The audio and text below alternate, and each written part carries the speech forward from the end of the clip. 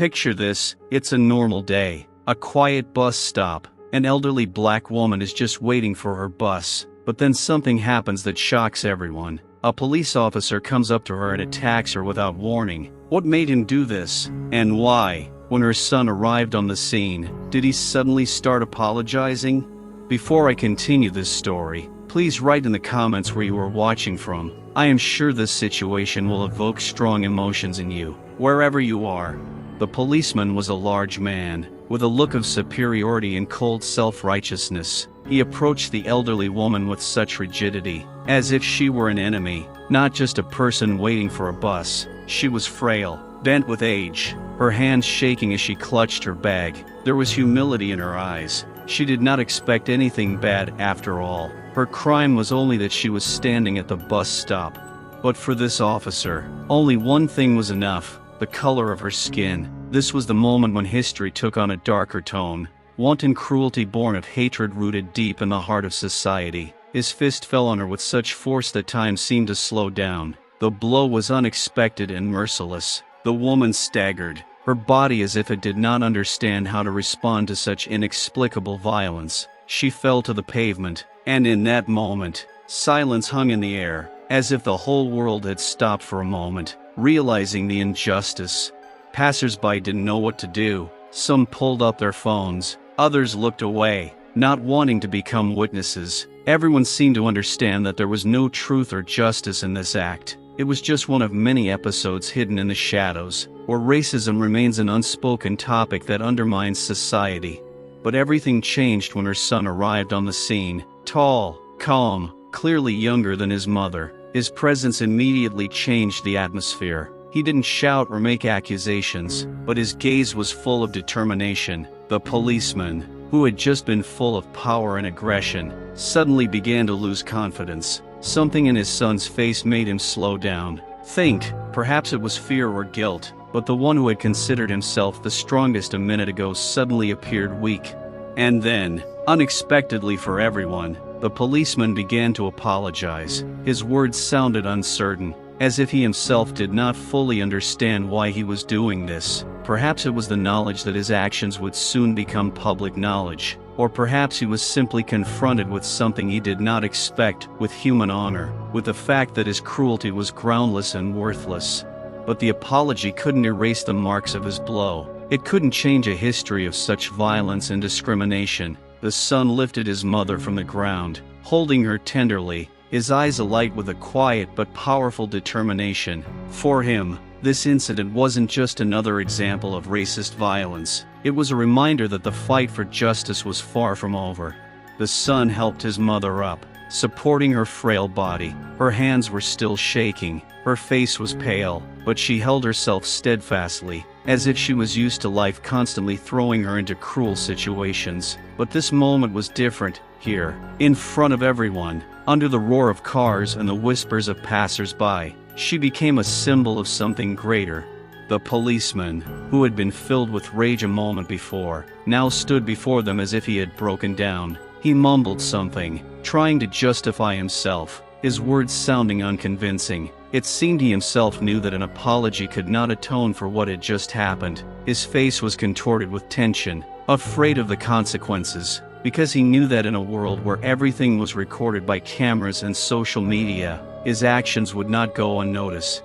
But it was more than fear of the consequences. Perhaps for the first time in his life he saw what he had been hiding inside himself for many years, his own hatred, which was not his, but was generated by generations, society, the system. It was part of him, part of his form, his power. But now this hatred made him vulnerable. The woman quietly raised her head, looking at the policeman. There was no fear in her eyes, only bitter reproach and long years of fatigue. She said nothing. Her silence was louder than words. It was the look that carried all the burdens of the past, needing no explanation. It reflected the pain endured by generations of her people. She had lived through much humiliation, injustice, prejudice, and this incident was just another scar on her soul. The son stood next to his mother, his back straight, his shoulders squared. He was ready to fight for her, for their honor, for all those who had been unjustly humiliated. But at this moment, there was no need for words or fists. The silence that surrounded them was frighteningly powerful. And then there was something else in the air, the realization that this incident, this brutal act of hatred, was not an isolated incident, but part of a larger system, saturated with bias and racism. This police officer was not the only one who would do this. How many more situations like this were going unnoticed? How many more people were suffering in silence? This moment was not just a meeting of two people, it was a meeting of two worlds, one accustomed to power and control, and one that had spent years fighting to be heard. The apology that came from the policeman's lips was empty and inappropriate. It could not fix the past or the future. It was a feeble attempt to protect himself from the inevitable, the truth. The policeman knew it, and in that moment, when his voice was barely audible, he suddenly realized that everything that had happened before no longer mattered. He was just one of many who represented the very system that millions were fighting against. But now that fight was becoming clearer, like thunder before the storm that was about to fall upon him and all who lived in the shadow of injustice.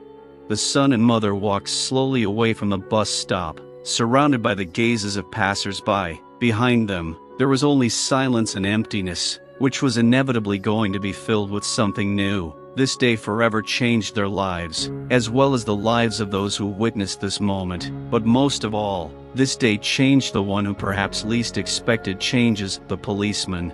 As the woman and her son left, the tension in the street seemed to cut through the air. The policeman stood there, unable to escape his own shame, but the shame was superficial. Deep inside, where his mind was used to justifying all his actions, another force raged, fear. Fear that this time he would not get away with it, that his actions would become a symbol of everything rotten that his job represented. But they were gone, and it seemed like the moment would pass. He thought that an apology and the regrets smeared across his face would save him, but he didn't know that this day had already written a new chapter, one in which justice would finally catch up with him, even if not in the form of a law. From that moment on, changes began that he had not expected. The elderly woman's son turned out to be an activist. Someone who knew how to use the power of words and public opinion. Every day, a new scandal was flaring up on the internet. A video of the attack, filmed by one of the eyewitnesses, quickly spread across social networks. And now millions of people were watching as a police officer struck a woman who was simply standing at a bus stop. The headlines were full of impunity and violence. When the law is against you, violence of power and racism are an eternal disease.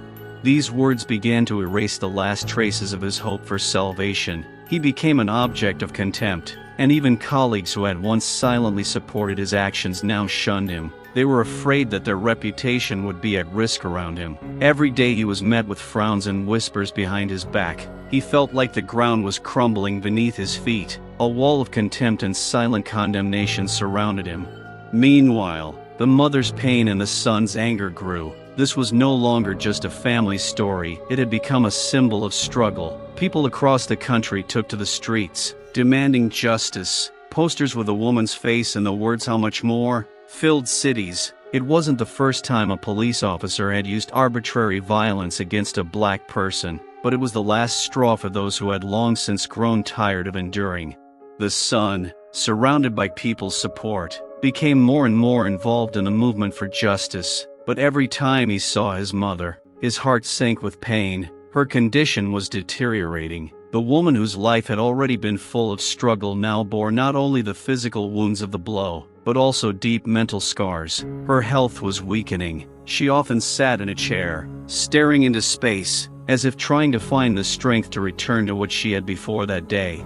But the days were relentless. One morning, her son found her in bed, motionless and cold. Her heart had given out, not just on the blow, but on the weight of those years of feeling like a stranger in her own country. It was a quiet, tragic death, but her passing was a loud cry that racism is not just words and fists. It is wounds that never heal. The funeral was large and crowded. People who had never known her personally came to pay their respects. In her face, they saw their families, their mothers, grandmothers, sisters, all those who had been broken by the system that was supposed to protect them. White and black, young and old, they stood together, mourning her loss, as a symbol of something greater than just one life.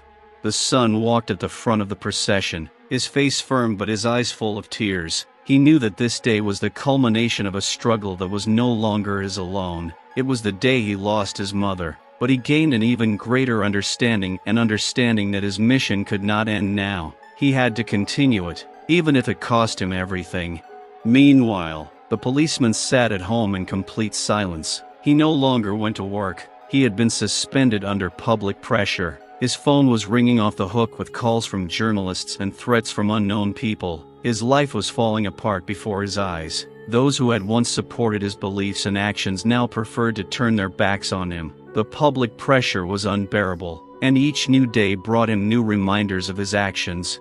And one night, when the darkness was as thick as his own despair, he realized there was no escape. Racism hadn't just made him a victim of his own malice. It had destroyed everything he was. His family had turned their backs on him. His friends had stopped calling. He was alone, consumed by his own thoughts and fears. That night, he decided to end it once and for all.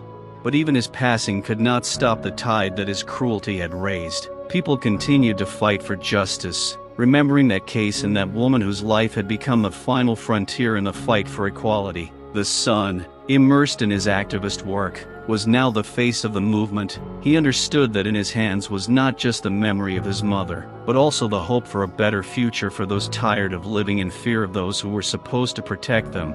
The tragedy became a starting point for change, but at what cost?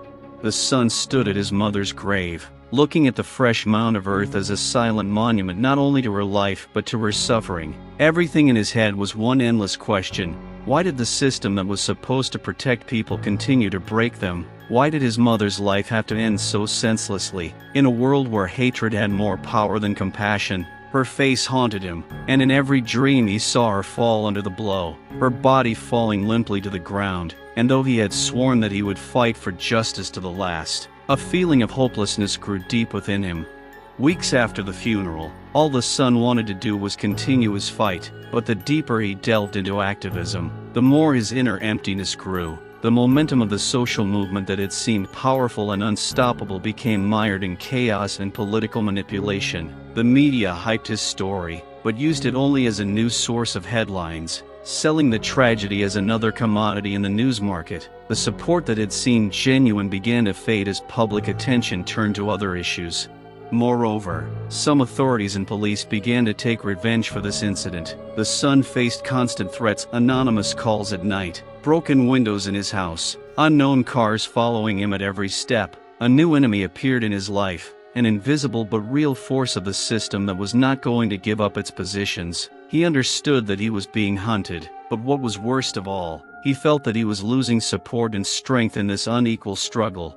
One night, as he was returning home from an activist meeting, he noticed he was being followed again. A car with tinted windows was driving a short distance behind him. Panic was building in his chest. He quickened his pace, feeling the shadows thickening around him. With each passing minute, it seemed as if something inevitable was approaching. He turned into an alley, hoping to find shelter in the darkness, but the footsteps behind him grew louder, and his heart pounded like an alarm. At that moment, he was grabbed. He couldn't see the faces of those who had done it. It all happened too quickly. Rough hands pushed him aside, and the next moment his body fell to the ground with a crash. A dark figure leaned over him, its voice full of contempt. "This is for your mother," it said in the darkness, before the sound of a blow. These weren't ordinary bullies. This was someone's deliberate order, a response to his attempt to challenge the system. They beat him, not right away, but with each passing minute the pain became unbearable. They beat him as cruelly as the policeman had hit his mother. He felt his body weaken, his consciousness slipping away. He thought about his mother, about their struggle, about how it all should have been different, but the world didn't give him a chance. Tears streamed down his face, mixing with the blood, and just when it seemed like it was all over, the figures in the darkness disappeared as suddenly as they had appeared. He survived, but that night changed him forever. He lost not only his physical strength, but his faith. Lying in the hospital, covered in bandages and scars, he felt something inside him break. It wasn't just fear, it was despair. The system hadn't just turned its back on him, it had destroyed him. His mother's words echoed in his head, her silent gaze that always told him, "Don't give up." But now, alone in an empty room, he felt for the first time that maybe this fight was pointless.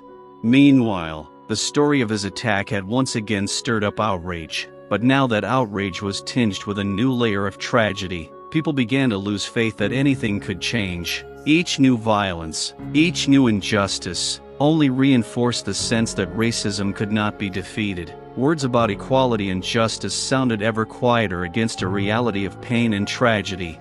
The police officer who hit his mother finally broke down. After an investigation, he was stripped of his job, but it brought no joy or satisfaction to anyone. He withdrew into himself. His life fell apart. Alone, isolated, he eventually took his own life. For the system, it was just closing an incident, another box to tick off. But for those who lived through the tragedy, it changed nothing. The old woman's son was now trapped in his own hellish circle. His health had deteriorated. The wounds from the attack had healed, but the mental scars remained. He knew his story was just one of thousands, one of many that would never end well. Each new loss, each new step back, was not just a blow to individuals. It was a blow to the entire struggle for equality. The tragedy of this family became a symbol not only of the fight against the system, but also of its inexorable power. The system devoured those who tried to resist it, like a hungry beast, leaving no chance for victory. In this tragedy, there were no winners, only lost lives, broken destinies and faith that melted like smoke in the cold air. Several months passed after that terrible evening. The old woman's son, despite severe physical and mental wounds, continued to fight, although his body and mind often pulled him back towards darkness and hopelessness. He tried to convince himself that his mother's work was not in vain, but with each passing day it became more and more difficult. A wall of silence arose around him as the people who had once supported him began to disappear. Some were scared, others were simply tired. The system showed how ruthless it could be, and many chose to retreat into the shadows to protect themselves and their families. His body was weakened by the attack, the pain did not go away, and nightmares did not allow him to sleep. His whole life was now fixated on tragedy. He could no longer find joy in small things or see meaning in simple things. Everything was painted in gray tones, as if the world itself had lost its colors. But one day, something happened that turned his life upside down again. One evening, as he was sitting in his small apartment, there was a knock at the door. It was strange, no one had come to see him for a long time. Opening the door, he saw a man in a formal suit, with a serious face and a piercing gaze. For a second, panic flared up in his chest. Was this really a threat again? But the man spoke calmly and confidently. "We must talk," he said, inviting himself in without waiting to be invited. The mother's son sensed that this was no ordinary visit. There was something different about this man than the others who had come to him before. He sat down opposite her and began to speak quietly, but with a heavy significance in his voice. "What happened to your mother and to you is just the tip of the iceberg," he began. "But I'm not here to talk about social movements or justice. I'm here because there's more to your case." The son looked at him in surprise, trying to understand what he was talking about. His story was already tragic and confusing, but what could be more than that?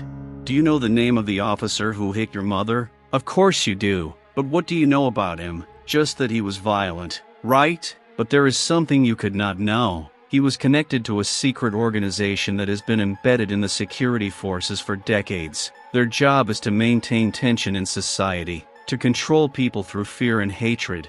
The son couldn't believe his ears. It sounded like a conspiracy theory, something out of science fiction, but the look in the man's eyes said it wasn't just empty words. He went on to explain that the organization he was talking about used people inside the police and other power structures to channel hatred and racism, preserving the old order and maintaining control.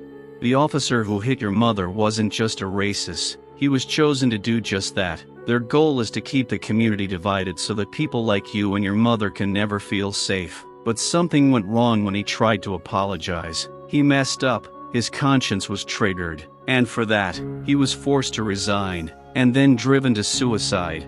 These words pierced the son like a knife. He thought that the officer was an ordinary man, full of hatred, but if all this was true, then he was just a puppet in the hands of more powerful forces. And the tragedy that happened to his family was not an accident, but a carefully planned action.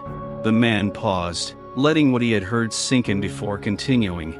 You have become a target because your story has attracted too much attention. People like you are a threat to this system. You were threatened with death, but now you have a choice: either you continue your fight alone until it destroys you, or you join us. We have people who want to expose this network from the inside. We need people like you. The son felt the ground shift beneath his feet. Everything he believed to be true was crumbling before his eyes. He realized that the world he knew was a mask hiding a more sinister mechanism. His mother had died not just at the hands of a brutal police officer, but because of a system that used people like her to maintain its dominance.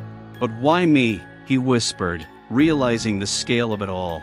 "Because you have a power that no one expected," the man replied. "You survived, and your voice has become a symbol. Now you have to decide if you are willing to risk everything to destroy this system, or if you will live on knowing that it will destroy others."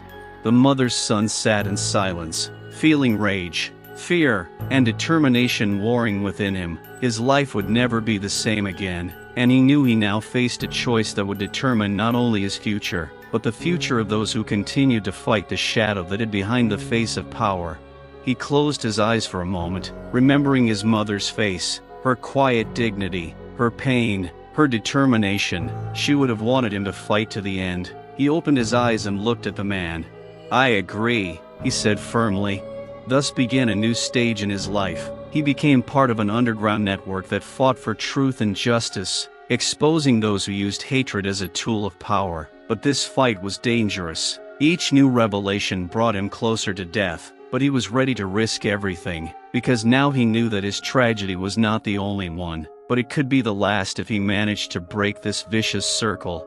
But the shadows were gathering around him, and those who were watching his every move were not going to give up so easily.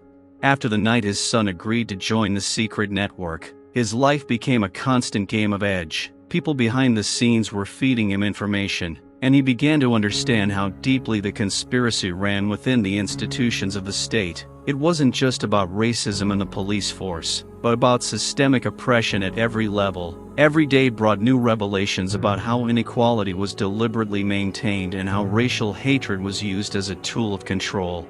He attended secret meetings, studied documents, recorded the stories of those who had also suffered at the hands of the system. He learned of entire communities that had been devastated by police operations, of people whose lives had been destroyed by racially motivated charges. But with each step forward, not only did his knowledge grow, but so did the danger. One of the key figures in this underground network was a woman named Larissa, a lawyer who had been quietly fighting systemic racism for years, helping people who had been victimized by power. Larissa became not only a mentor to him, but also a symbol of hope. She knew too much, had access to documents that could destroy the careers of many powerful people. It was she who gave him one of the most damning secrets, reports on how the city was really run. These reports contained names and dates that revealed vast patterns of discrimination, orders to arrest and push black residents out of certain areas, deliberately increasing fines and prosecutions for trumped-up reasons. One night, as they discussed the latest batch of revelations, Larissa sighed heavily and told them about the case that had tormented her the most. It was the case of her father, a man who, in the 1980s, had also tried to fight the system and had been killed under mysterious circumstances. His case had been closed without an official investigation, as another accidental death. But now, decades later, she realized that his death had been part of the same conspiracy that continues to operate to this day. The mother's son began to think that her story had much in common with his own. He began to feel that they were both involved in something larger and more terrible than a simple fight for justice. It was a war, invisible and merciless, in which every victory brought new losses. One night, returning home late, he noticed that the door to his apartment was ajar. His heart began to beat faster. He already knew that he was a target. And now, apparently, it was time for payback. He slowly walked inside, his hands shaking as he felt for his phone in his pocket, ready to call for help. But an even more terrifying picture awaited him inside. The apartment was turned upside down. Things were scattered everywhere, but the worst thing was something else. On the wall, directly opposite the door, the words "You're next" were written in red paint. He knew he was being followed, but now the threat was clear. It was a signal that he would not be allowed to complete his mission. That same night, he had to flee. He left his home, leaving everything dear to him. He lived in apartments, hidden addresses, moved from one shelter to another, plunging deeper into a world where every day could be his last. Meanwhile, new tensions were brewing in society. His mother's story continued to haunt people's minds. With each new revelation, the wave of protests grew, and the state responded with increasingly brutal measures. Arrests, violence in the streets, activists disappearing without a trace. All this became part of everyday life. People who had taken to the streets with placards and shouted for equality returned home in fear. Some never returned at all. But divisions were beginning to form within the movement. Some activists felt that peaceful protests were no longer enough. Young people whose parents and grandmothers had suffered injustice for decades were no longer willing to wait. They began to act more aggressively. Cars were blown up. Police stations were destroyed. Society was being torn apart. And the mother's son found himself in the middle of this chaos, feeling his struggle spiral out of control. Just when it seemed the situation couldn't get any worse, another tragedy struck. Larissa was found dead. Her body was found in a car on the outskirts of town, and the official version was that it was suicide, but no one who knew her believed it. She was determined. She had plans, documents that could expose dozens of officials. Her death was another blow to the movement. But what was worse, it left her son completely isolated. Without Larissa, he felt like a child without support. She had been his guide in this world, and now she was gone. He was left alone, with a growing sense of helplessness. The documents she had given him before she died held the keys to uncovering the conspiracy, but they were also a death sentence for him. With each passing day, the pressure grew, and he knew they would come for him. One night, as he sat in a dark room, surrounded by scattered papers, he received a call. The voice on the other end of the line was hoarse and broken, but his son recognized it immediately. "You have to stop," the man on the line said, "or they won't just destroy you. They'll come for everyone who was close to you. They'll stop at nothing." It was one of his old friends who had left the fight, afraid for his life, and this call was his final warning. His life was falling apart before his eyes, and he didn't know where to go next. The system was too strong, and his strength was fading. The next day, he made a decision to reveal the documents publicly, to put everything on the line. This was his last chance to change something. He made a deal with one of the largest independent publications to publish all the evidence that Larissa and he had managed to collect. It was thousands of pages of information that could change the course of history. But as he was leaving to meet a journalist, his car exploded. The deafening blast shattered his hopes for a moment. He was torn from reality, and he felt only one thing: it was the end. His last attempt to change something had collapsed along with his life. He lay on the ground, looking up at the smoke and dust-clouded sky, and thought about his mother. He knew he had done everything he could, but would it be enough to destroy the system that had swallowed them both? Weeks passed after the explosion. His body was miraculously saved, but his life would never be the same. He woke up in a hospital room, surrounded by pale walls and deafening silence. His body was covered in bandages, his ribs were broken, and his left arm was almost completely immobilized. But the worst injury was not physical. His soul was on the brink of an abyss. He saw how all his efforts, all his fight for his mother, for justice, were destroyed in an instant. When he came to, the only familiar figure sitting next to the bed was his aunt, his late mother's sister. She looked at him with concern and sadness, her face lined with pain and fear. "They won't stop," she whispered when she saw that he had opened his eyes. He tried to say something, but the pain in his chest prevented him from speaking. He remembered the explosion, the terrible fire that had burst out from under the car, and realized that he had miraculously survived. But his aunt brought even worse news. His apartment had been destroyed. All the documents that he and Larissa had so carefully collected had been lost. The system had not just struck him, it had burned out everything that could interfere with its existence. Reports from independent media confirmed the worst fears. The explosion had not just slowed the investigation, it had put everyone connected to the movement at risk. Some activists began to disappear, others fell silent, fearing for their lives. Fear gripped the city once again. The names of those who had once been willing to fight were now shadows. fading from view.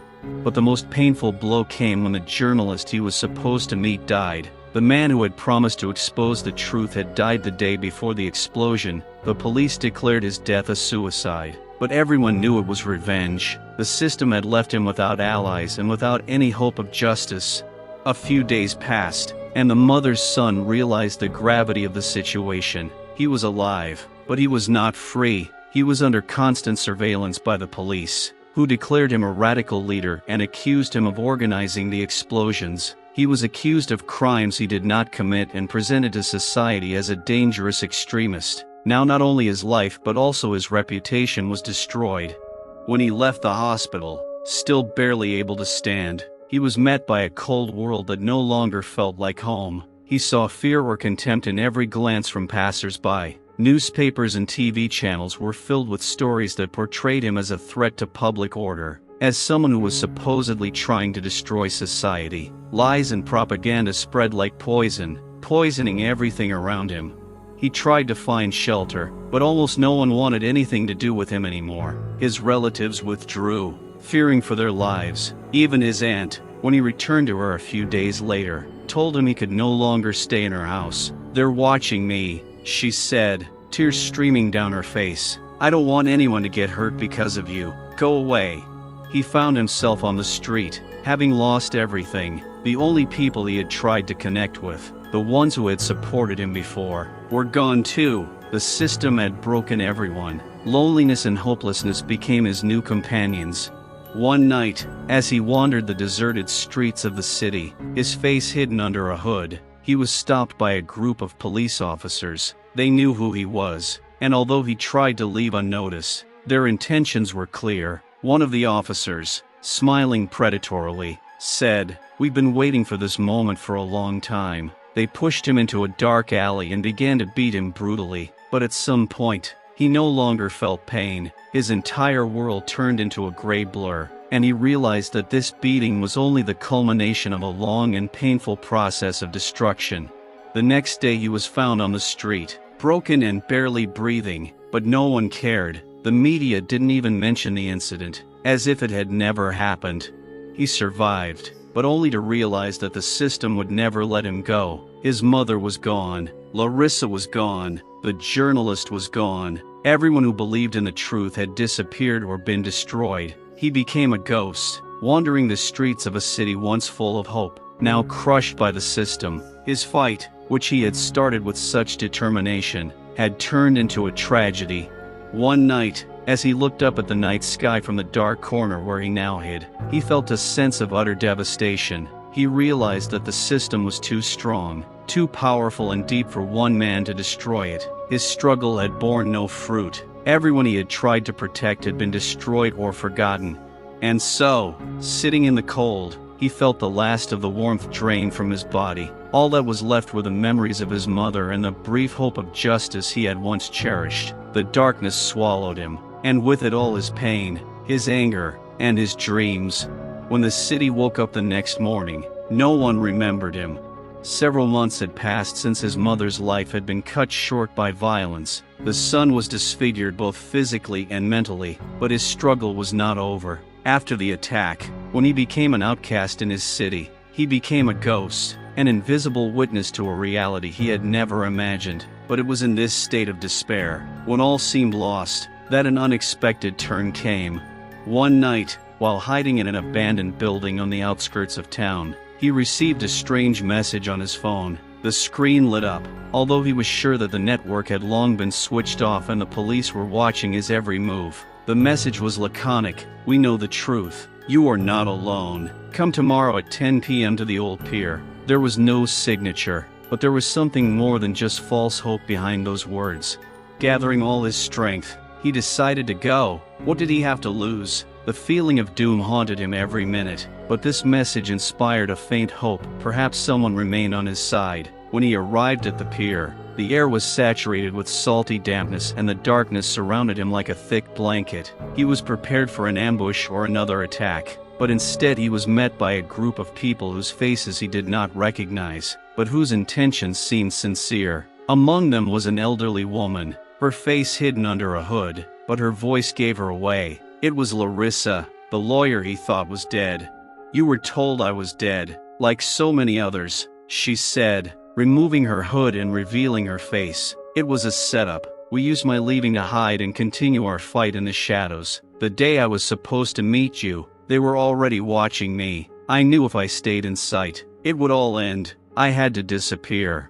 His heart skipped a beat. Larissa was alive, but how could that be? She explained that several other people in the movement, foreseeing that the state was about to strike them, had managed to create an underground network to fight the system. They had faked their own deaths, hiding from the eyes of the authorities so that they could continue the fight. Larissa had become part of this secret network, and now she had data that could finally bring all the abuses of power to light. "You are the key element," she continued. "It is your story, the pain and injustice you have faced, that can awaken society. You thought you were alone, but you are not. We are with you." At first he couldn't believe what he was hearing. Just yesterday he had been broken, and now, before him, the opportunity was opening up to continue the fight on a new level. But the joy quickly gave way to fear. Will he be able to trust someone again after everything he had been through? Larissa and her team offered him a new home and began teaching him how to fight the system without falling into its traps. It turned out that they weren't just exposing individual cops or officials, they were working to dismantle the entire power structure that was built on corruption and racism. Their goal was to break the system itself. As he worked on this new plan, he began to notice strange connections. Many of those involved in oppression were connected to large corporations, politicians, and, most shockingly, human rights organizations that seemed to play both sides. Money, power, manipulation of public opinion, all were tied into a single knot that could not be untied without destroying the entire system. But the most unexpected turn came when he gained access to secret government files, thanks to the efforts of a group of hackers who supported Larissa. In these files, he came across one name that shook him to the core: his father's name.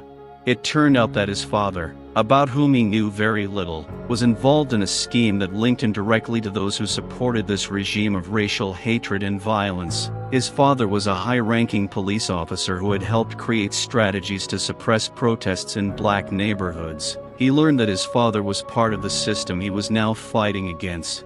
The truth destroyed him. It turned out that the man he had looked up to, the man who loved and protected him, wasn't just part of the system, he was an active participant in it. Everything he had thought about his family was a lie. The father he had idolized was a monster, and that thought tore him apart. This wasn't just a cop following orders. This was a man who had knowingly made decisions that led to the destruction of lives like his mother. He was one of the people who had created the very system that would eventually kill his wife. His world had collapsed. How could he fight on when his own blood was mixed with this evil? How could he find the strength to continue the fight when the darkest face of racism was so close at hand? Larissa saw his pain and offered to help him. "Now you know everything," she said. "This is your path. You can leave if you want. No one will judge you. But if you decide to stay, we will continue, not for revenge, but for truth and justice." He stood on the edge. He could walk away, forget about everything, go back to living in the shadows. But then he remembered his mother. He remembered her face the day she was beaten, her cries for help, her eyes full of pain and humiliation, and he knew he couldn't back down. He made a decision to continue the fight, not to take revenge on his father or those who ruined his life, but for all those who would never get justice. He wanted to destroy the system so that such tragedies would never happen again. Now his fight was personal on a new level, but it also had more meaning. He wasn't just trying to overthrow the police or punish specific people. He was fighting against a system that had existed for centuries, weaponizing racism, fueling hatred and fear to maintain its power. And in that moment, he realized that his father was not the first victim of this system, and that he, too, might have been consumed by its darkness. Now he has become part of a movement that will not stop until the truth is revealed and justice is served. Several months had passed since he had decided to stay in the movement. The struggle was becoming more intense, the dangers more tangible. They operated covertly, avoiding surveillance and tracking, moving around the city, communicating through encrypted channels. building new strategies against a system that seemed unshakable. Larissa and the other members of the group uncovered more and more layers of corruption and violence, deflecting the blows of the authorities. But every day was like walking on thin ice, with a deadly current swirling beneath. Late one evening, Larissa called him over. There was a look of alarm on her face, something elusive, like a shadow of fear. She threw a folder of documents on the table in front of him, containing names, photographs, and diagrams, everything that had to do with his father's connections with high-ranking police officers and officials. "We need to talk," she said, sitting down opposite him. "This is more than we thought." He opened the folder and saw documents that showed that his father was not only part of the system, but also one of the people who had designed the repressive measures against activists. But there was another shocking fact. His father was still alive, hiding under another identity. What's more, he continued to work for the police, suppressing protests and organizing provocations that were then used to justify violence against the black community. "They're using your father to destroy everything we stand for," Larissa said. "It's a dirty game, and they know how to play it. You have to understand that he's not the man you remember. They've broken him." His mind was filled with shock and confusion. For a long time he could not speak. Not only was his father alive, but he was now an active enemy of the movement his son was trying to save. Had the system swallowed him up completely? Had he ever been the man his son had considered a hero? However, Larissa continued to speak, and the next words hit even harder. "There's one more thing." She looked at him, breathing heavily. "Your father knows about you. He knows you're alive and that you're fighting. And what's more, I have reason to believe he's been trying to reach you." The son sat in silence, processing what he had heard. It felt like reality had finally cracked, revealing an unimaginable chasm. His father wanted to contact? Why? To betray him? Or had he finally realized how deeply the system had sucked him in? "Why does he need this?" he finally asked, looking into Larissa's eyes. "We don't know for sure," she said, not looking away. "He might want to use you, like they always do. Or he might be looking for a way out. But the risk is enormous. We can't afford to make a mistake. You need to decide what to do next."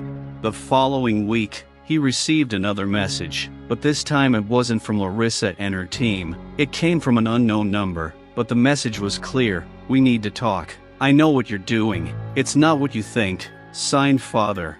His heart began to beat faster again. All the anger he had built up over the months, all the feelings that had consumed his soul, were now faced with a new dilemma. Could he face his father? Could he listen to someone who had betrayed everything he believed in? Larissa and her team tried to talk him out of it. They warned him that it could be a trap, that his father had become a puppet of the system and could not be trusted. But something inside him was nagging at him. Was it a sense of duty, or was it the hope that deep down his father was still human?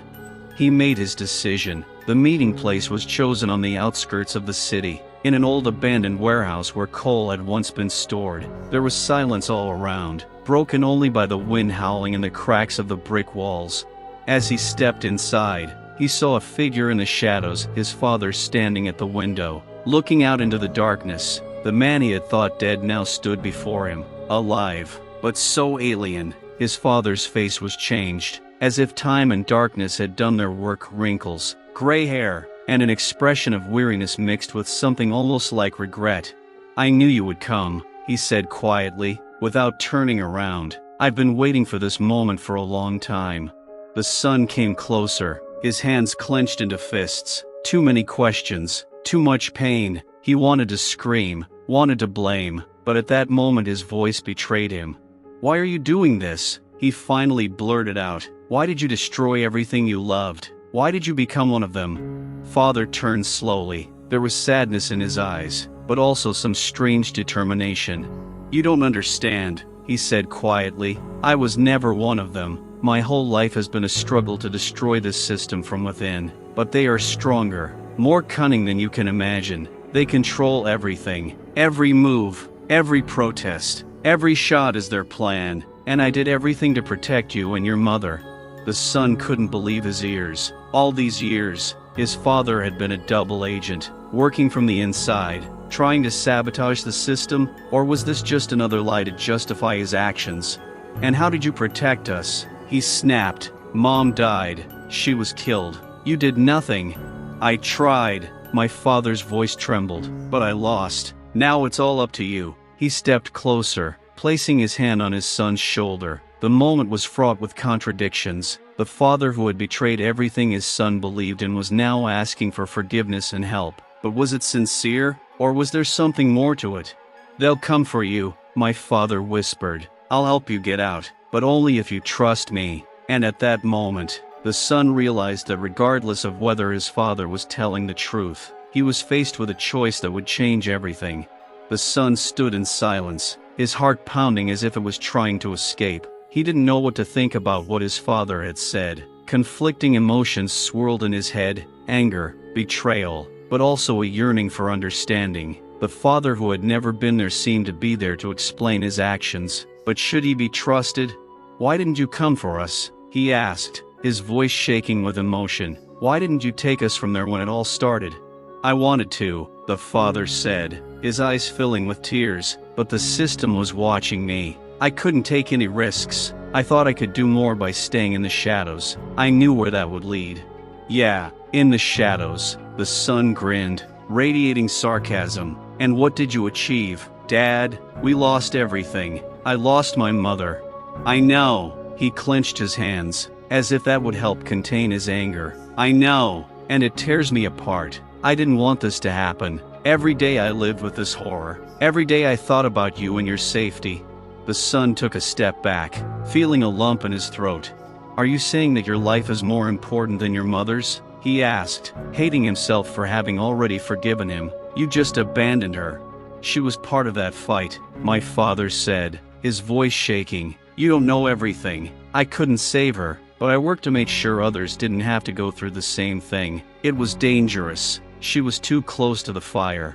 She was your wife. The son cried. You could have saved her. You should have. The father sighed, and a spark of pain flashed in his eyes. I tried, honestly. His voice grew quiet, but the system swallowed us both. You have no idea how difficult it was to be at that crossroads. I tried to get information, to expose them from the inside, but they were watching me. So you decided it was best to leave everything to its own devices? The son asked with disdain. You simply betrayed us. No! His voice suddenly became insistent. I was trying to protect you. I worked with those who oppose the system. I created connections that can help us. And now that you are here, we have a chance. A chance at what? The son blurted out. To be part of this game? I don't want to be a puppet like you. The father sighed, lowering his head. You're right. I made mistakes. I thought I could save us all by staying undercover. But now everything has changed. They know about you. They have plans for you. The son felt anger rising in him. Plans? You mean to kill me? That's all you could come up with? No, I mean you have to be careful, the father replied, his voice quiet but insistent. I can't leave you in this game. I know people who can help. We need to work together.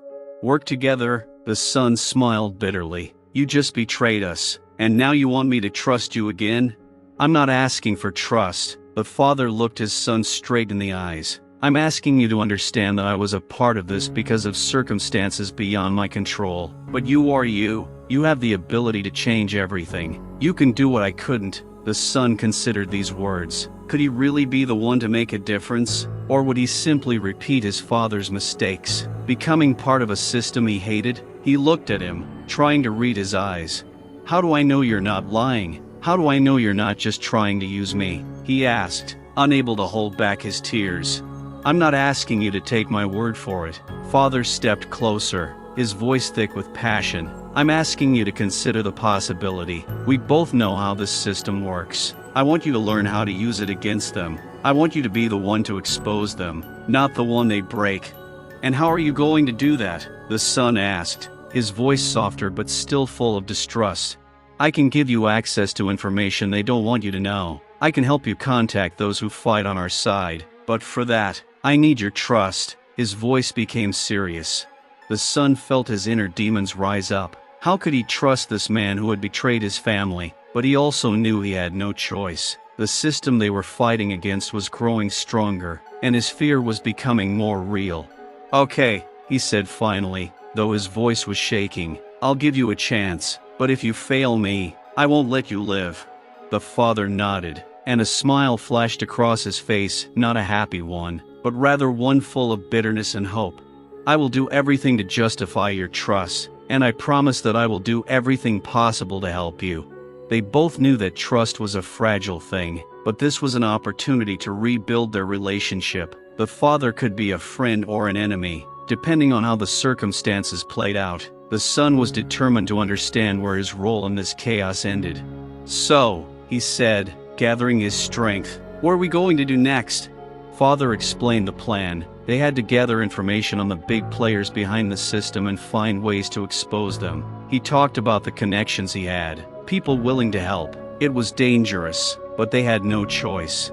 Every step was thought up to the smallest detail. The father took on the role he should have played before, mentor and protector. The son felt how trust slowly but surely penetrated his heart. He understood that this could be their only chance. But soon new news arrived. The group he belonged to was under threat. One night, as they gathered in a hideout, law enforcement officers came to them. And these weren't just any police. These were special forces who had come with the intention of breaking them. At that moment, the son realized that he was trapped. The father looked alarmed when they heard a noise outside the door. "We have to go," he said, his voice becoming tense. "Where are we going?" the son asked, feeling panic creeping up on him. "We have a plan B." His father glanced at him quickly. "You have to trust me." Again? His voice was full of sarcasm. "And who can guarantee that we won't fall into another trap?" "No one," the father replied, "but it's the only chance we have." The son looked at the rest of the group. They were terrified, but their only desire was to survive. "We're leaving," he finally said, deciding that he wouldn't let his friends down. They quickly left through the back door, and their father led them through dark alleys, hiding from the police's gaze. But every step felt like a feat into the unknown. Suddenly, a man in uniform came around the corner and the son felt his heart stop. The father reacted instantly, pushing his son aside, but a bullet fired from a gun hit his shoulder. "No!" the son screamed, watching his father fall to the ground. The moment was filled with horror and incomprehension. The son rushed to him, but the father was already on the verge of losing consciousness. "Run!" he shouted, his voice full of pain. "Go away!" The son understood that now he had to choose, run and save his life or stay and try to save his father. But just as he was about to take a step back to help, his friend pulled him along. "We can't stay here," he shouted. "They'll kill us all." The son looked at him angrily, unable to believe that he was going to leave his father. "You don't understand. He can still help." "He can't help anymore." His friend pulled him again. He made a choice when he decided to stay in the system. "We can't take risks." With every word, the son felt his heart squeeze. He knew his friend was right, but he couldn't leave his father, despite all the hatred and betrayal he felt. "Go away," the father shouted again, his voice full of despair. "Save yourself."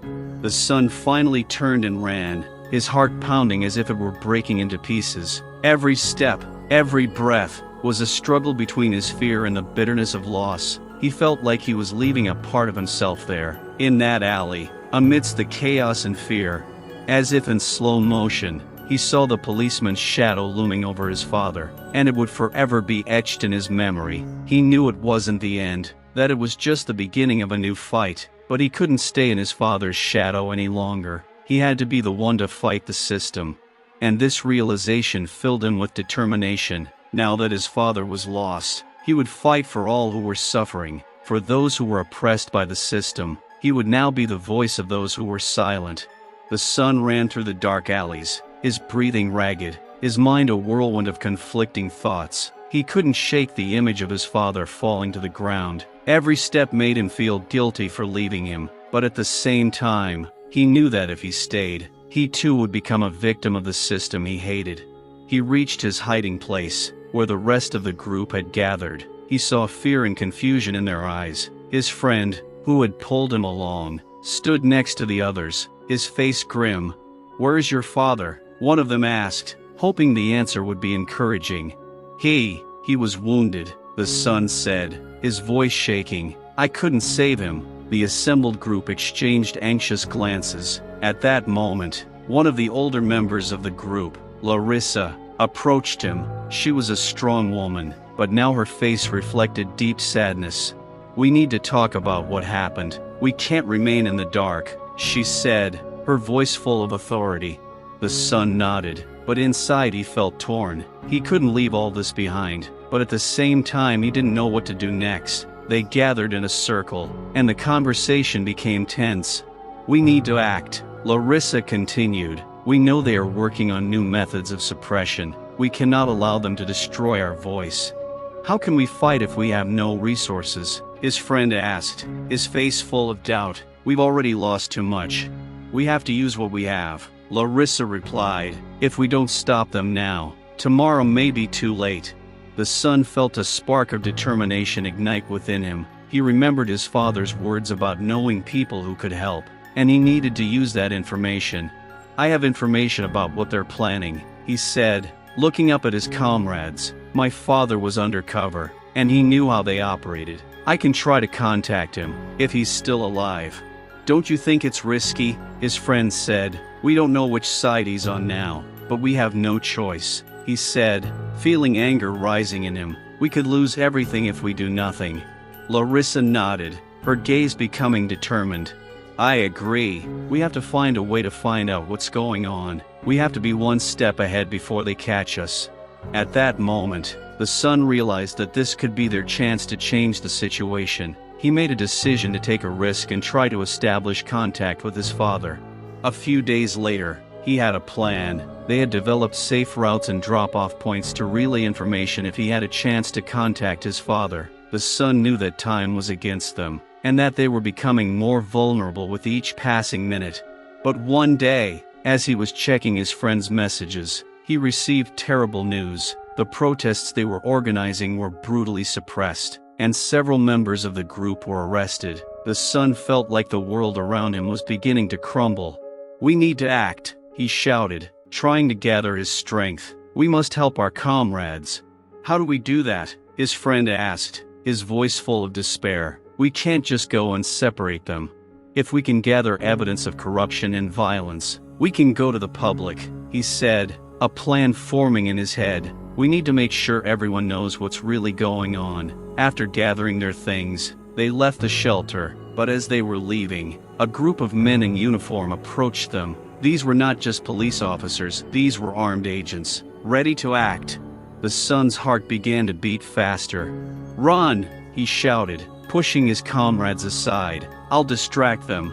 They couldn't believe it, but he was already running towards the street. The agents took notice and started pursuing him. The son knew he couldn't run forever, but he had to give his friends a chance. As he turned the corner, he was surrounded. First there were 2, then 3. Out of nowhere, more appeared, and he realized that being trapped was no longer just fear. "We know who you are," one of the agents said, his voice cold and indifferent. "You're next in line." The son felt fear grip him, but at the same time, hatred awoke inside him. He couldn't let them break him. "I'm not afraid of you," he said, gathering his strength. "I know what you're doing, and it will end." As if in response to his words, one of the agents stepped forward and punched him in the face. He felt blood spurting from his nose, but he did not fall. He knew that this was their game, intimidation. "You don't know what you're dealing with," the other agent said, his face twisting into a grin. "We have everything we need. You won't be able to get out of this." At that moment, someone unexpectedly came to his aid. Larissa and several members of the group jumped out from around the corner and rushed at the agents. The son felt danger looming over him, but now he had hope. The fight began. Every blow, every attempt to break free was full of passion and determination. The son realized that he was not alone, and this gave him strength. They fought not only for themselves, but also for those who suffer under the yoke of the system. When they finally escaped to safety, he had no strength left. He sighed and looked at his friends. "We can't give up," he said, his voice full of pain and weariness. "We must keep fighting." But at that moment he felt a sharp blow to his back and fell to the ground. His body went numb and he felt his eyes narrow. It was the same agent who had threatened him earlier. "You will achieve nothing," he said, standing over him, his face twisted with hatred. "We will always be one step ahead." The son looked into the eyes of his enemy, and suddenly a thought occurred to him. This agent, this representative of the system, was just a puppet. He had no power. He was just part of a game that used fear and hatred to control people. "I'm not afraid of you," he said, even as the world around him began to blur. "We will fight. We will not stop." With that, he closed his eyes, feeling the darkness closing in on him, but there was hope inside him. Hope that he was not alone, that his friends would continue the fight, that they would expose the truth and not let the system destroy them. And as he slipped into unconsciousness, he felt his heart beat in time with everyone who had ever suffered from racism and hatred. This fight was not only his, but also everyone who remained in the shadows, who were waiting for their moment to step up and make the world a better place. When he came to his senses, he realized that his friends and comrades continued the fight. He was determined, and this was not just his cause, it was their fight together. There was a fire burning inside him, and he knew that together they would overcome this system that was trying to break them. Now that he had regained consciousness, he realized that this was only the beginning of their new chapter. They had to keep going, even if the path was thorny and full of dangers. Each of them was a part of this fight, and no one could extinguish this flame of hope. The son opened his eyes and saw that his friends were nearby. However, Larissa was not among them. Trying to get up, he felt a sharp pain in his side. Having brought himself to order, he stood up and looked around. His heart sank at the thought of what could have happened. "Where is Larissa?" he asked, looking at his comrades. Their faces were full of anxiety, and he saw the deepest sadness in the eyes of one of them. She stayed with you when we escaped," his friend said, unable to hide the pain in his voice. "She distracted the agents so we could get out." His words sounded like a sentence. The son's heart sank. He didn't want to believe it. He knew Larissa was strong and brave, but deep down he knew that this time she might not be lucky. "We have to go back for her," he said, feeling anger wash over him. "We can't leave her." "You don't understand," his friend interrupted, his voice full of despair. "If we go back, they'll catch us all. We won't be able to help her, and we'll be the next victims." The son felt hopelessness creeping up on him. He knew his friend was right, but how could he leave Larissa? She was part of their group, part of his family. He needed to save her. "We can't abandon the people who fight us," he said, his voice growing more confident. "If we retreat now, we'll betray everything we've fought for. We have to find a way to save her." Gathering their strength, they began to plan. However, as night fell on the city, they realized that every moment brought them closer to greater risk. The situation was becoming tense. They did not know how much longer Larissa could keep herself safe. While they were discussing their plan, another member of the group suddenly ran through the door, his face distorted with fear. "They're here," he shouted, his eyes full of panic. "There are police all over the area, searching houses, and they're getting close."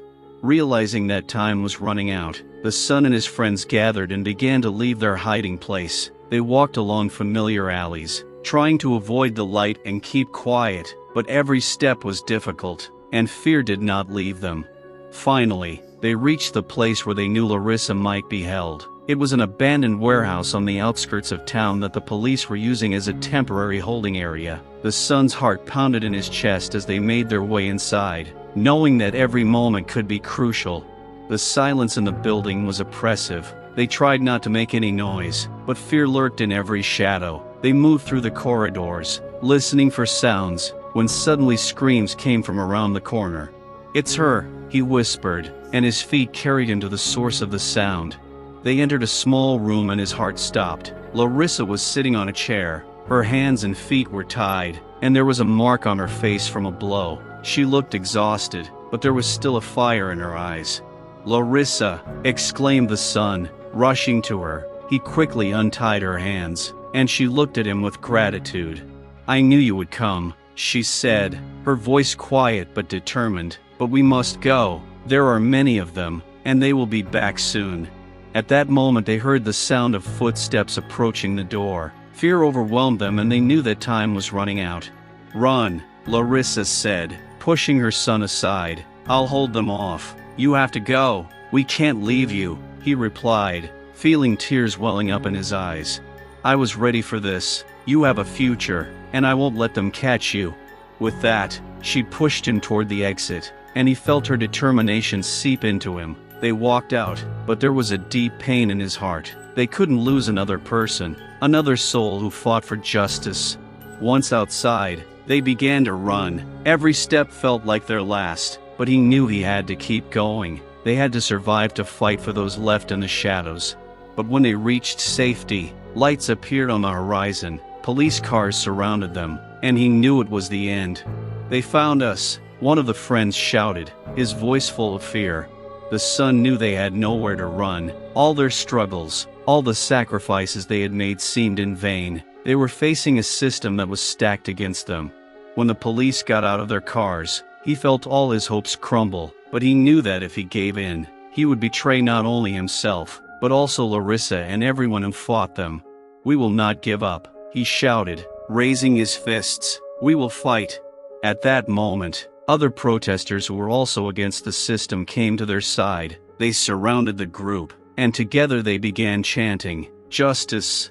It was an amazing sight, so many people united by one goal. They stood against a system that tried to suppress them, but this time they were not alone. The son was filled with hope as he saw others joining them. Each of them knew it would not be easy, but they were ready to fight, and when the police began to attack them, they did not retreat. The fight was hard and each of them suffered, but they knew they were fighting for much more than just their lives. Their fight became a symbol of hope and resistance against racism and oppression. When it was all over and they retreated to recuperate, the son remembered Larissa. He knew her sacrifice had not been in vain. She had inspired them to keep fighting, to keep hoping, even when all seemed lost. That night would forever remain etched in his memory as the moment when fear and hatred met determination and hope. He knew there were many more challenges ahead, but together they could overcome everything. Their fight was just beginning. The son looked at his friends surrounded by protesters and felt a wave of determination wash over him. They could stop this. The energy around them was building. People were starting to band together, and soon other groups were joining them, taking to the streets with signs and shouting. It was clear that their protest was more than just a spontaneous reaction to outrage. But despite the growing number of supporters, the son still felt a dark foreboding. The police continued to gather in a group, and their faces became increasingly cruel. Soon there were loud cries of "Forward," and they began to advance. "We must protect ourselves," he shouted, heading towards the group to organize resistance. He found himself in the middle of a conflict, every blow filled with pain and fear. His comrades were fighting for their lives, for freedom, but in the chaos he felt someone pulling him back. Turning around, he saw his friend pulling him out of the crowd. "You can't fight here," said the friend, his eyes full of worry. "If you fall into the hands of the police, all will be lost." "But we can't give up," he protested, hatred growing in his heart for the system that had taken so many people from him. "You have to be a voice for the others," the friend said, his voice thick with emotion. "If you don't save yourself, who will carry on the fight?" The son froze for a moment. He realized that his friend was right. If he was caught, their efforts would be meaningless. And then he remembered Larissa. She was in danger, and if he didn't take care of himself, how could he save her? This thought pushed him to a decision. "Okay," he said, nodding. "I'll leave, but we mustn't stop." With his friends, they moved to a safe place where they could recuperate and make a new plan. But as they were leaving, the son noticed a familiar face in the crowd. It was his father. His heart started beating faster. He couldn't believe his eyes. The father he thought was missing was standing there, surrounded by police. His son froze in horror. It was an unexpectedly joyful and painful moment. How could he be here? "Daddy," he cried, his voice full of hope and anxiety. The father turned and their eyes met, but instead of smiling or waving at him, he was gloomy and depressed. "Go away," he screamed, his voice full of pain. "Go away right now." The son couldn't understand why his father didn't want him to come. A storm of emotion erupted in his heart. He remembered all their conversations, all the hopes and dreams that together they could change the system. But now he saw his father becoming part of what they hated. "Daddy, I can't leave you here," he screamed, but his father screamed again, his voice full of despair. You have to leave. You don't understand. I'm not who you think I am." These words tore his heart apart. The son never thought that his father could be part of the system. In that moment, all his memories of how he always supported him were destroyed. Suddenly, a loud shot rang out and the police began firing into the crowd. People screamed in panic, and some fell to the ground. The son felt terror overtake him, and at that moment he saw his father, trying to protect others, also being knocked down. "Daddy!" he cried, unable to stop himself. He rushed towards his father, but his friend grabbed him by the shoulder, trying to stop him. "It's a trap," the friend shouted. "They're using this to catch us all." But the son couldn't stop. His father was lying on the ground, and he felt his inner world crumbling. The state of shock and fear made him break all the rules. He ran outside, and the moment he reached his father, he was overcome with fear. "Dad, what happened?" he asked, momentarily forgetting about the world around him. "I didn't want you to know the truth," my father said, his voice full of fear. "I was forced to work for them. I did it to protect you, to keep you out of this system." The words were like a knife in his heart. He had always believed that his father was on the side of justice, and now he realized that he was trapped like so many others. "You shouldn't have done that," the son cried, bitterness piercing his soul. "You could have helped us."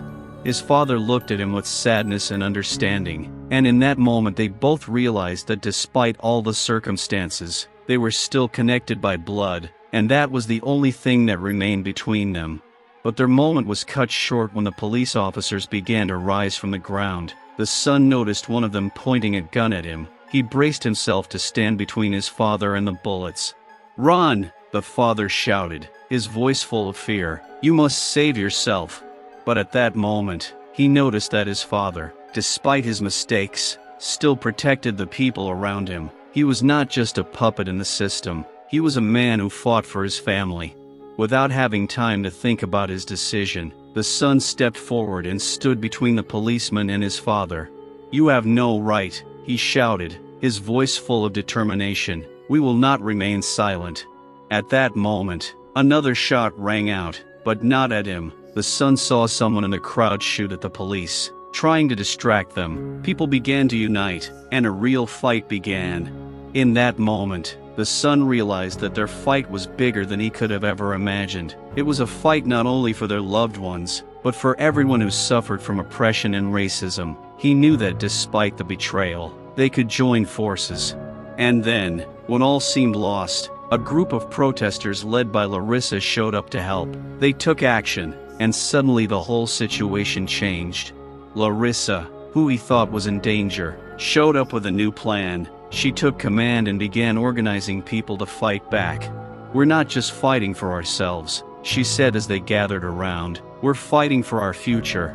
The son felt a flame of hope ignite in his chest. They could change the system. This was their chance to do something great. Together they began to fight, their voices growing louder, and they were not going to give up.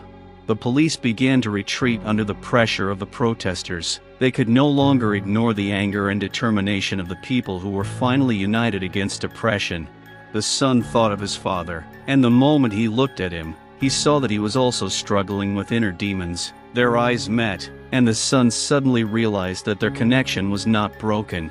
"We can change this," he said, moving closer to his father. "We can fight together." This was a new hope, a new way. They weren't opposing sides, they could be allies. My father nodded, and there was a glint in his eye. "I'm ready," he said, and they were united by a common goal. With this new strength, they stood shoulder to shoulder with the protesters and began to fight for justice. Every blow, every word was filled with determination and hope. The son sensed that the fight was just beginning. They were ready to fight the system that was trying to break them, and although there were challenges ahead, they knew that together they could overcome anything. As their voices mingled with cries for justice, they felt the energy and determination permeate the crowd. This was more than just a movement, it was an uprising against oppression and racism that had been hidden for years. The son looked around and saw his friends, neighbors, and even strangers uniting, burning away old prejudices and barriers that had kept them apart. Larissa stood on the platform and her voice pierced the air. "We are here to fight for our rights," she said, her confidence infectious. "We will not remain silent." The crowd began chanting, "Justice, freedom, unity." Each cry was like a blow to the walls of the system, and in that moment they became one. The son felt his heart fill with pride that he was part of this movement. They weren't just fighting for themselves, they were fighting for everyone who suffered from oppression. But amidst the unity, the chaos and anger, he noticed something strange. Among the protesters were those who were trying to undermine their efforts. A group of violent people, disguised as protesters, began setting cars on fire and throwing rocks at the police. The son felt anxiety creeping up on him. "This could ruin everything," he shouted to his friends. "We have to stop them." The son and his friend moved closer to the group that was starting to cause trouble. He didn't know how to do it, but he knew it was their chance to stop the violence before it became all-encompassing. "Stop this," he shouted. "We are here to fight for justice, not to create chaos." Some people turned around and stared at him with disdain. "Don't you understand? We have to show them that we're not afraid." One of the aggressors responded, his face distorted with rage. "But that will only harm the cause," he insisted. "We must be united and not let each other down." At that moment Larissa approached them, her face determined. "He's right," she said. "If we act thoughtlessly, we'll only confirm their bias. We need peaceful protests, not violence." A murmur went through the crowd. People began to discuss, and gradually many of them realized that arguing could harm their fight. "Let's focus on what really matters," Larissa said. "Let's show that we are peaceful but determined. This is not just a protest, this is a movement for rights." The son felt the crowd change, and together they began to repeat Larissa's words. Like an echo, the cries rang out, "Justice, peace, unity." But just as they began to gather and head toward the police line, there was a loud crack. One of the protesters threw a Molotov cocktail at the police. The fireball slammed into the metal wall and flames burst into flames, lighting up the evening sky. Panic gripped the crowd. Son felt his heart pounding as the police began to attack. They rushed forward, using pepper spray and batons. The protesters began to scatter in different directions, and Son lost sight of his friends. "Larissa," he shouted, but she was not there. Everything became chaos. The son realized they had to find shelter. He looked around and his eyes met the face of his father, who was also in a panic. "Go away," the father shouted, pointing at the crowd again. "Find your friends." But the son, losing patience, raised his hand and stopped his father. "We must stay together," he shouted. "We cannot be separated in a situation like this." They both darted to the side as a group of policemen rushed past. They managed to take cover behind a building. The father, catching his breath, looked at his son.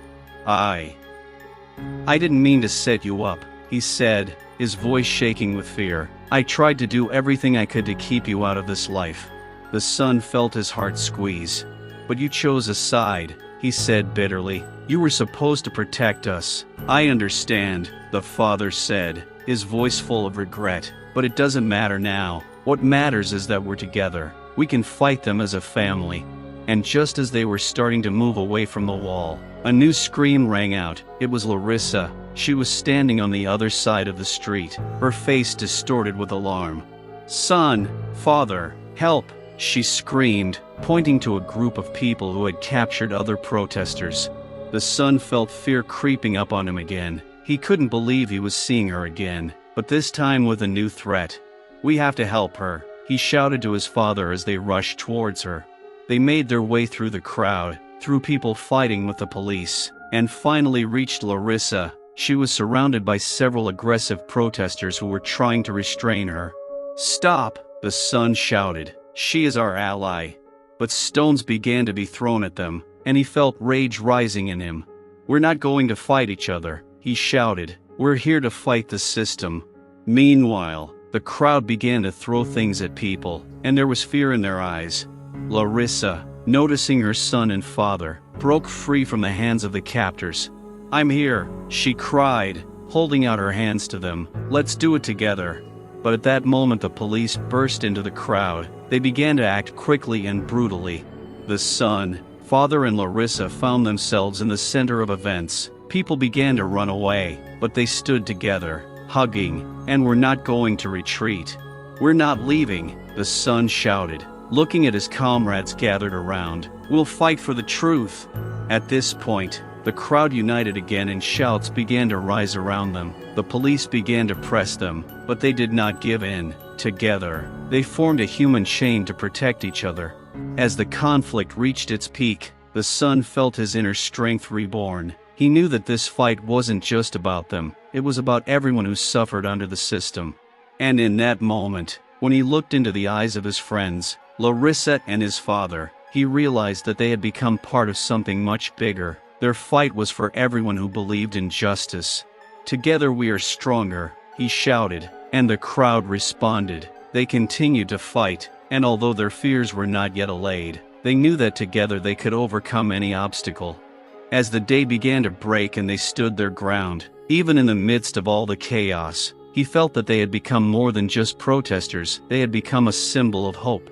The son turned to his father and Larissa, and in their eyes he saw a reflection of strength and determination. They were united, and despite all the difficulties, they were ready to fight for peace and justice.